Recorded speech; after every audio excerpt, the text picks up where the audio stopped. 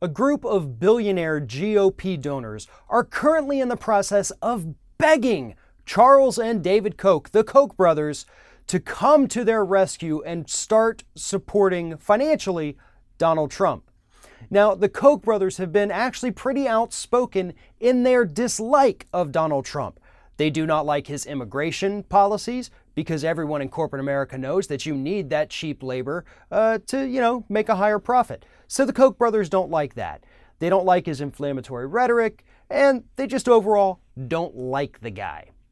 But that has not stopped these billionaire donors from incessantly calling, emailing, and trying to meet personally with the Koch brothers to beg them to throw some of that $889 million that they've pledged to this election behind Donald Trump.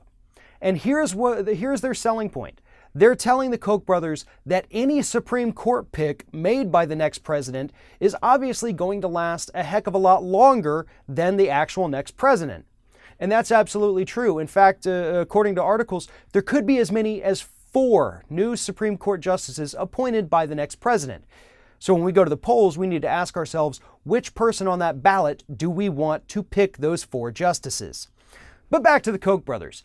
They have no reason to throw any money behind Donald Trump because they're putting their money right now into the areas where they can do the most damage as a corporation. And that is to state governments.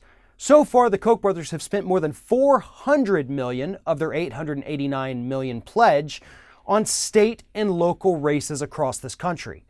Because they know that if they can enact laws that are going to kill solar energy in the state of Florida, that's going to do more for them than it will putting that money behind Donald Trump.